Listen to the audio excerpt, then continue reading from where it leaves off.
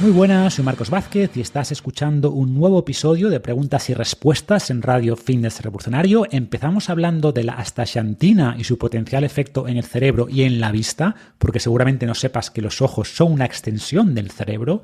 Hay una pregunta sobre repeticiones en los ejercicios y su relación con la ganancia de músculo y de fuerza. Nos preguntan también sobre si es problemático mantener el superávit calórico mucho tiempo y explico cómo ir alternando ciclos de volumen y definición. Después hay una consulta sobre los standing desk y si realmente es bueno pasar muchas horas de pie al día. Y por último hablamos sobre si los lácteos están realmente relacionados con las enfermedades autoinmunes. Antes de pasar a vuestras preguntas, un recordatorio de nuestros patrocinadores, Paleobull y Willetics. Paleobull fabrica barritas de proteína basadas en comida real, una crema de cacao y avellana llamada Ambrosía, sin azúcar ni edulcorantes y con aceite de oliva extra virgen. Tienen también su producto Panacea, que es proteína de suero de vacas alimentadas con pasto, y hoy hablaremos del suero también. Han sacado un nuevo producto ahora llamado Oniros para mejorar el descanso, que incluye melatonina, de la que hablé hace poco en el blog. También una mezcla de hierbas como tila, valeriana, pasiflora. Tiene glicina, que es un aminoácido muy interesante que además de facilitar la producción de colágeno, favorece el descanso. Ashwagandha, que es probablemente mi adaptógeno favorito. Vitamina B6, que participa en la producción de serotonina, que es un precursor de la melatonina, etc. Y por su lado, Willetics tiene material deportivo para entrenar en casa, como una comba de velocidad que se puede lastrar, bandas elásticas, bandas de glúteos, un juego de cartas para entrenar que pretende hacer el movimiento más divertido, llamado Playletics, etc. Para conocer más podéis visitar sus webs paleobull.com y willetics.com, deletreo WILETICS.com, y con el código FR10 con mayúscula y con número FR10 tendréis un 10% de descuento en todas vuestras compras. Y sin más, pasamos a vuestras preguntas. Hola Marcos, soy Mario desde Lanzarote. Antes que nada te quiero agradecer el trabajo que realizas, el contenido que divulgas, que tiene muchísimo valor. Otra cosa para comentarte es que me he leído recientemente tu libro, Invicto, y la verdad que lo considero que es una joya que debemos de tener todos y no solo leerlo una vez, sino acudir a él cada vez que nos haga falta. Dicho esto, te quería consultar acerca de la astaxantina como suplemento. Tengo entendido que es un antioxidante y de hecho escuché un podcast, el número 80 y pico, si mal no recuerdo, en el cual lo analizas un poco, pero quiero saber un poco más qué tiene que ver este suplemento y si favorece a la creación de neuronas, que si hay alguna evidencia científica que este suplemento en concreto favorezca la creación de neuronas del cerebro. Muchísimas gracias. Hola Mario, pues muchas gracias por tus palabras. Y sobre la astaxantina, como dices, ya hablé hace tiempo de ella, por lo que no voy a repetirme mucho. Solo recordar que es un carotenoide presente en algunas plantas y microalgas y de manera similar a otros carotenoides como la luteína o la zeaxantina, tiene varias funciones en estas plantas, ¿no? O sea, participa en la fotosíntesis, en la protección contra rayos ultravioleta, les otorga también ese color rojizo, amarillento, pero también es responsable de ese color en los animales que comen esas plantas o esas microalgas, ¿no? Por ejemplo, el color del salmón, de la trucha roja, de muchos crustáceos, viene de estos alimentos. O los flamencos, o sea, muchos no saben que los flamencos no son rosa de nacimiento, sino que ese color se debe al alimento, ¿vale? Comen estos crustáceos que a su vez han comido esas algas y a medida que se acumulan los carotenos, pues van adoptando ese color característico, ¿vale? Así que es un buen ejemplo de eso que dicen que somos lo que comemos, ¿no?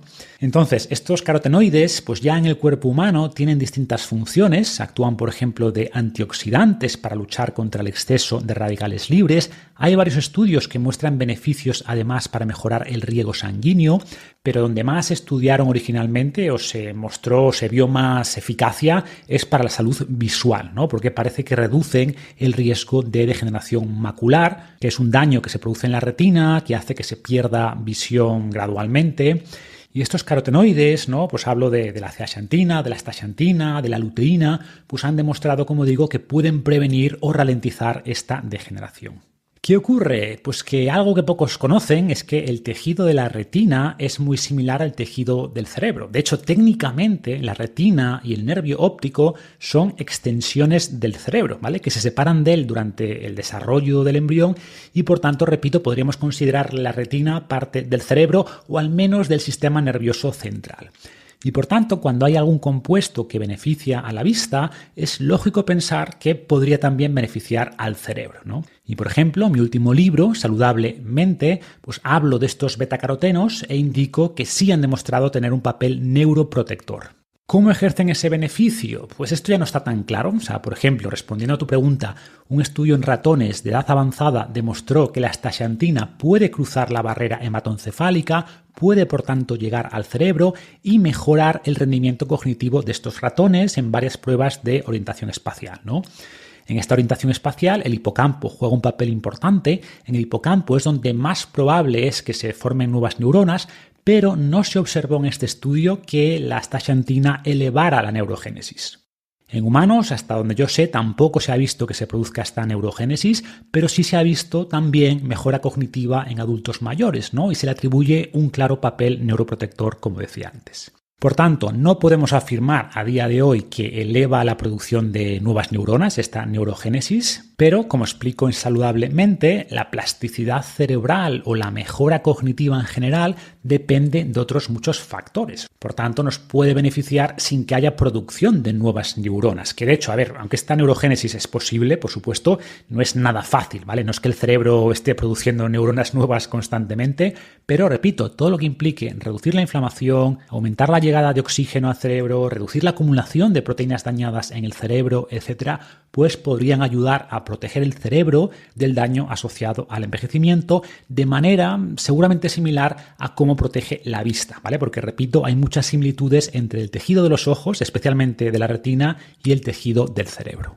Por ejemplo, los niveles elevados de glucosa en sangre típicos en diabéticos dañan la vista y dañan al cerebro, y se ha visto que la astaxantina en estos casos podría ser importante para reducir el daño en ambos tejidos.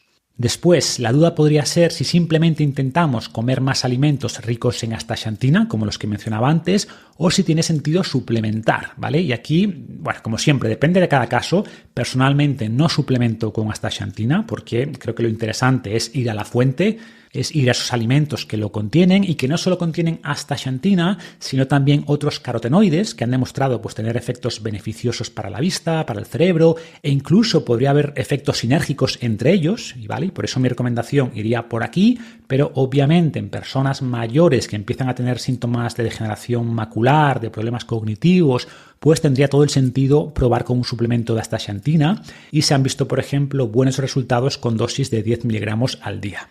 Entonces, repito, prefiero ir a la fuente, a los alimentos, pero sin duda puede ser interesante suplementar en ciertos casos. Ha demostrado ser un suplemento seguro en estas dosis y tenemos unos cuantos estudios ya en humanos que muestran beneficios.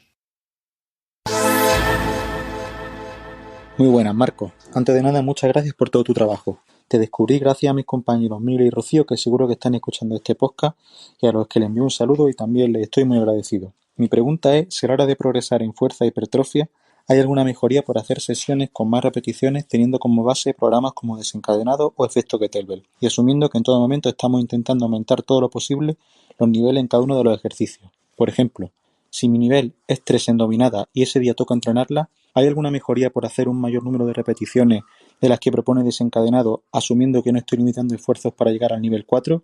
Muchas gracias.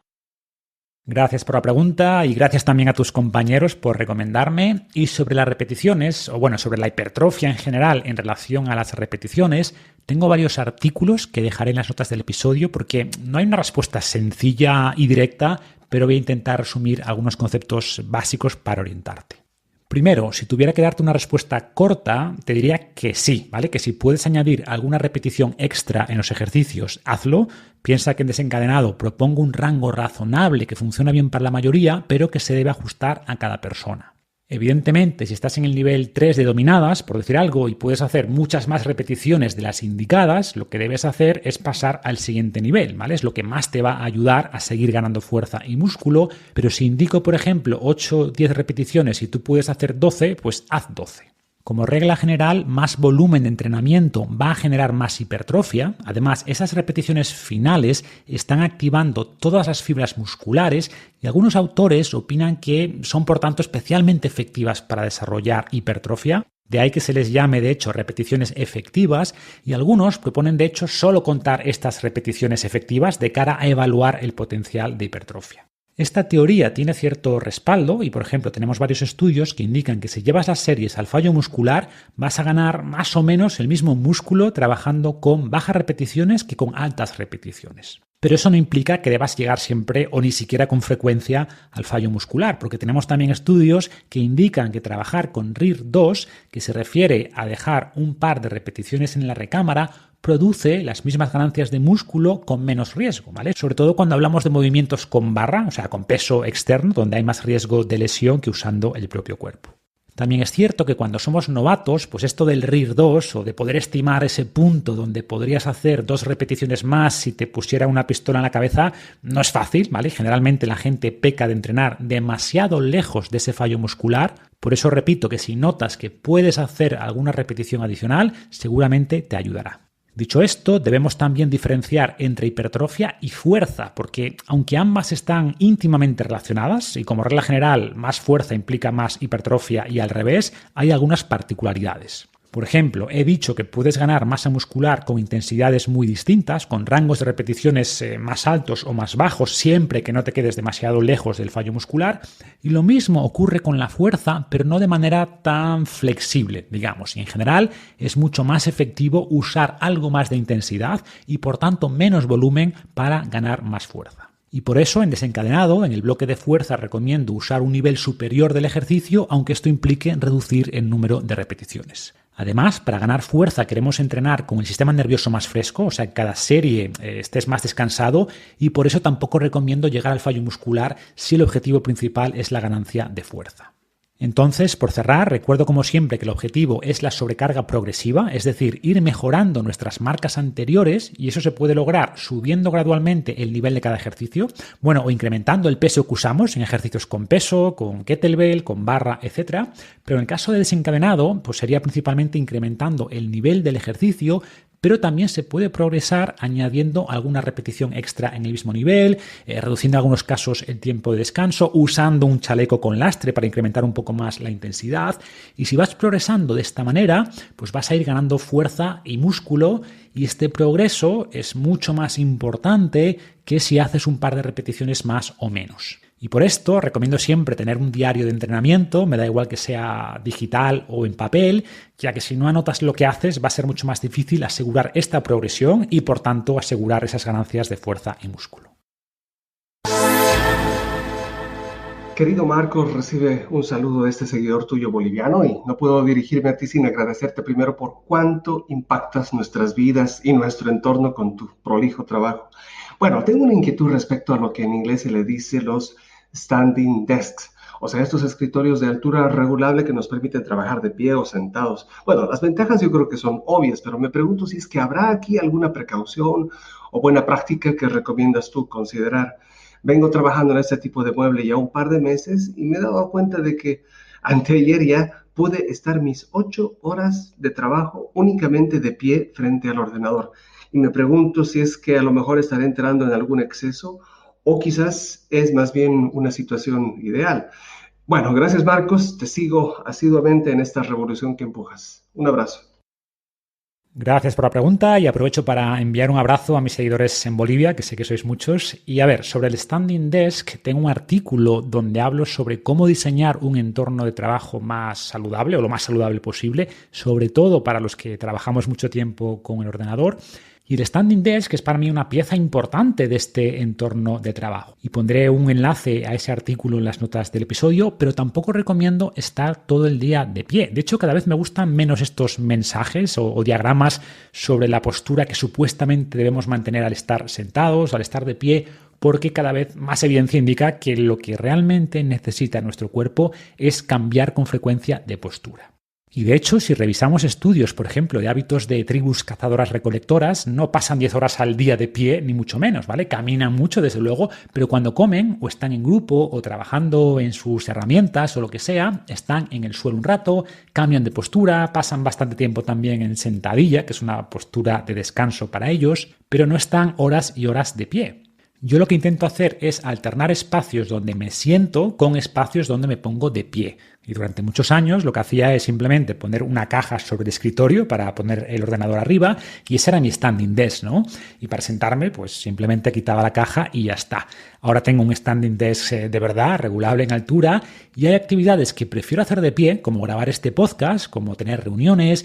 La mayoría de estas reuniones las hago de pie, o cuando doy clase, pues también lo hago siempre de pie, me gusta más, pero sin embargo, cuando estoy trabajando en un libro o en algo que me requiere más concentración, prefiero estar sentado. Y ojo, no estoy diciendo que nadie tenga que hacerlo así, ¿vale? Es lo que me funciona a mí, pero el mensaje que sí creo que es válido para todos es que lo importante es cambiar de postura con frecuencia y no solo alternar entre estar de pie y sentado, sino que muchos estudios indican que cómo nos sentamos, o mejor dicho, cuánto nos movemos mientras nos sentamos, también importa, ¿no? Algo que hasta hace poco se le daba poca importancia, pero a la luz de investigaciones recientes, pues está cobrando más importancia. En inglés hay un término, un verbo que es fidget, F-I-D-G-E-T, fidget, que por desgracia no tiene una traducción clara en español, pero que sería pues esos movimientos cuando estamos como inquietos o nerviosos o impacientes de mover los pies, gesticular, o moverse en la silla con frecuencia.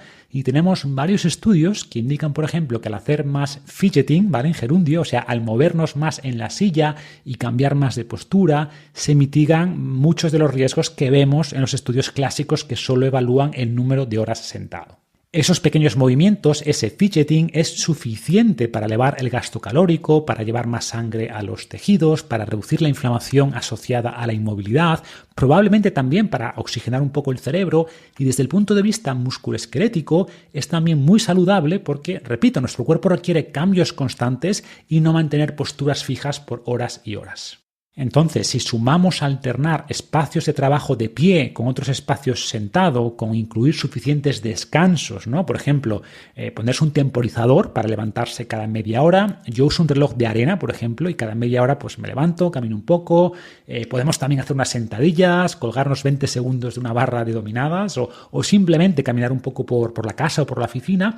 Y además añadimos ese fidgeting o intentar movernos un poco más en la silla. Ojo, también cuando estamos de pie. De hecho, es más fácil moverse un poco cuando estás de pie, pues ya tienes una muy buena base de movimiento y de cambio de posturas que va a beneficiarte mucho y reducir pues todos esos problemas que vemos asociados a pasar muchas horas sentados. Y de hecho, sobre este concepto del fidgeting, que es una pena que no haya un término en español, si a alguien se le ocurre que me avise, por favor. Pero bueno, quiero escribir de hecho un artículo porque más fidgeting se asocia con más longevidad, con menos sobrepeso, con menos problemas asociados, como decía, a pasar mucho tiempo sentado. Y como todo, parece que tiene un componente genético, pero siendo conscientes de ello, podemos también incluir algo más de fidgeting en nuestras vidas, tanto mientras estamos de pie como mientras estamos sentados.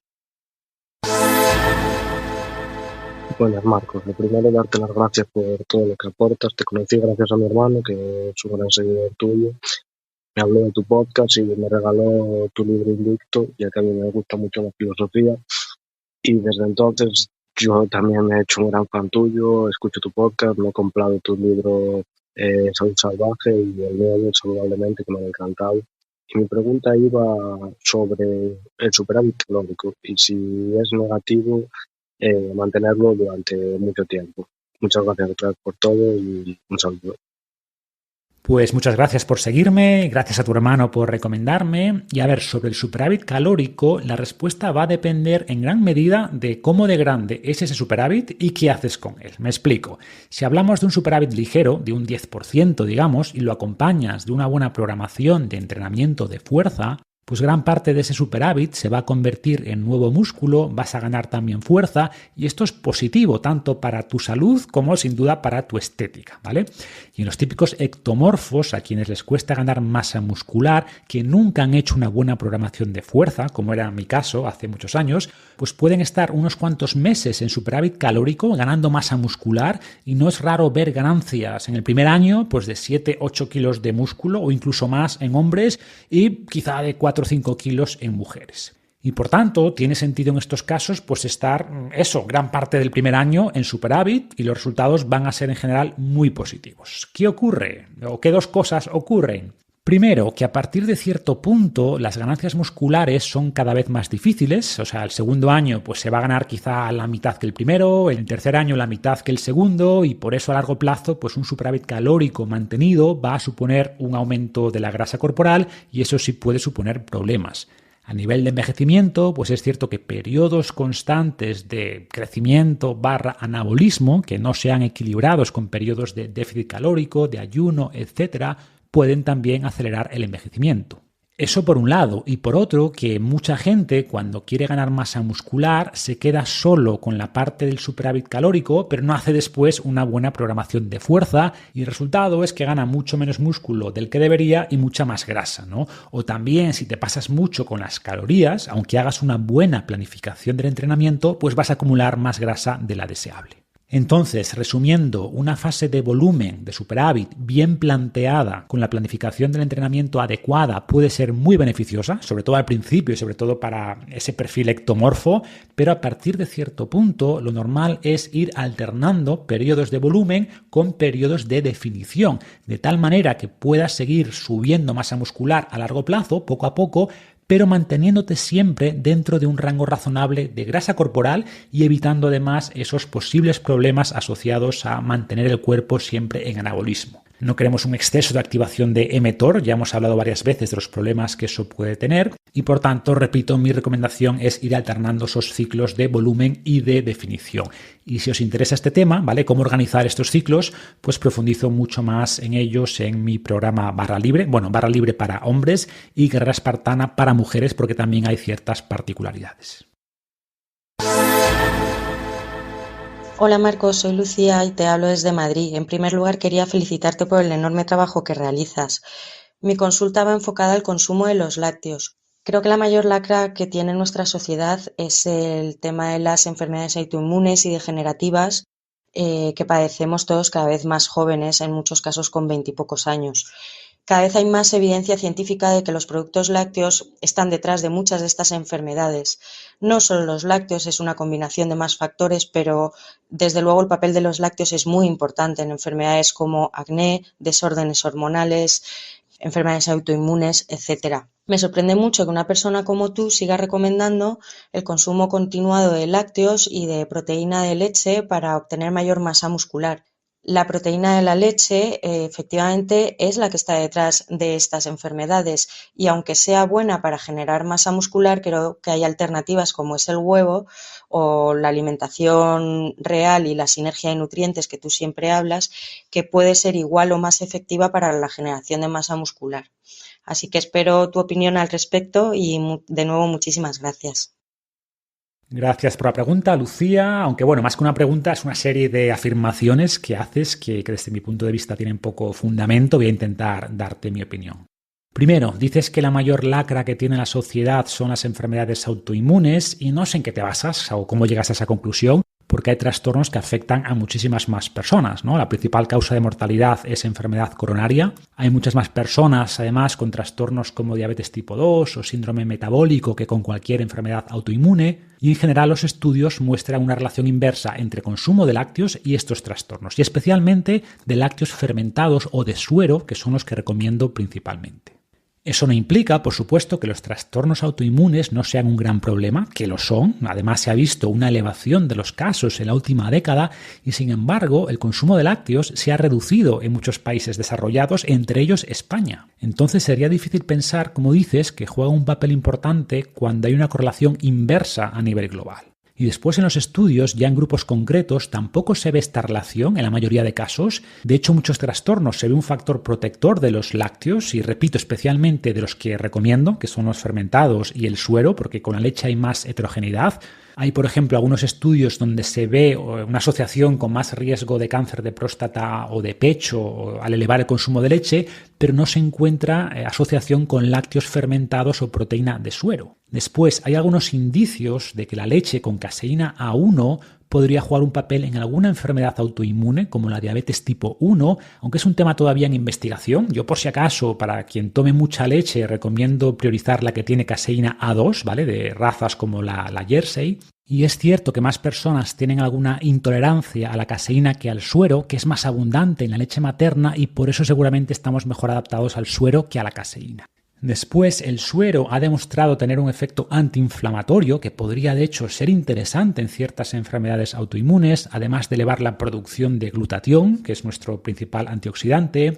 El consumo de lácteos fermentados mejora además la microbiota, y la mala salud intestinal o de la microbiota es lo que sí contribuye de manera relevante a muchos de estos trastornos autoinmunes. Pero una vez más, la leche en general no tiene un papel negativo aquí, salvo que no la toleres bien, obviamente, y los lácteos fermentados pues tienden a jugar un papel protector y contribuir a una mejor microbiota. Una creencia asociada con esto es que los lácteos son proinflamatorios, y esto tampoco es cierto. De hecho, se publicó el año pasado una revisión de 18 estudios y la conclusión fue que en 10 de ellos no se vio un resultado relevante en los marcadores de inflamación, ¿vale? Ni positivo ni negativo, y en 8 se observó una reducción o una mejora de los marcadores de inflamación. Y, por ejemplo, con la proteína de suero en concreto, pues múltiples ensayos clínicos muestran un papel antiinflamatorio, como decía antes, ¿no? Y por eso las afirmaciones que haces no están realmente respaldadas por la evidencia, sino por creencias que, bueno, por desgracia, pues mucha gente mantiene, pero que no están basadas en evidencia. Dicho esto, es cierto que hay mucha gente a nivel mundial que tiene intolerancia a la lactosa. De hecho, más de la mitad de la población mundial tiene algún grado de intolerancia, pero por ejemplo, entre los descendientes europeos la tolerancia es muy alta, e incluso personas intolerantes suelen tolerar bien hasta un vaso de leche al día, incluso más. Y yo no recomiendo tampoco más de eso. De hecho, yo soy partidario de reducir la leche y reemplazarla en gran medida por lácteos fermentados, como yogur sobre todo, kéfir. El queso en general también se asocia a menor riesgo de muchas enfermedades. Y después ese uso ya bajo demanda de proteína de suero para esos días donde te cuesta llegar a tu nivel de proteína diario. Por otro lado, no niego que si alguien tiene una enfermedad autoinmune, aunque no todas son iguales, obviamente, pero no digo que no tenga sentido probar con una dieta de eliminación para probar si al eliminar todos los sospechosos habituales la enfermedad mejora, y en muchos casos sí lo hace, ¿no? Entonces puedes probar a eliminar todos estos sospechosos habituales y después de un tiempo, si mejoras, irlos incluyendo gradualmente, poco a poco, para intentar identificar aquel alimento o aquellos alimentos que elevan los síntomas de tu trastorno concreto. Y normalmente en estos protocolos, como puede ser el paleo autoinmune o similares, se eliminan lácteos, pero también huevos, cereales, legumbres, ciertas verduras, porque puede haber también un problema de sensibilidad a las lectinas. Pero que al retirar algo mejore la enfermedad no quiere decir ni mucho menos que ese algo haya causado la enfermedad. Son cosas muy distintas, y repito que no sería un problema del lácteo en sí, sino de la intolerancia específica de una persona a los lácteos. Y de nuevo habría que distinguir entre el tipo de lácteo. Entonces, en resumen, no propongo tampoco mucho consumo de lácteos, pero si los toleras bien, pues esto que indico parece aportar muchos más beneficios que perjuicios.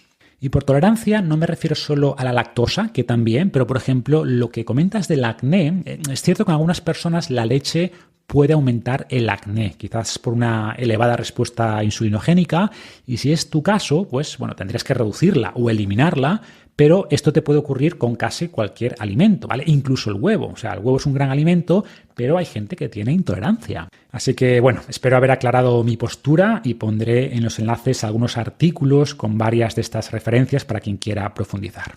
Y nada más, gracias como siempre por escuchar, y antes de despedirme os pido el favor de siempre, si os gusta el podcast, si es que nos dejéis una recomendación en Apple Podcast o la plataforma que uséis para escuchar el blog, o que le recomendéis el podcast a alguna persona que quiera mejorar su salud, porque como habéis visto hoy, os lo van a agradecer y yo también. Un abrazo y hasta el próximo episodio.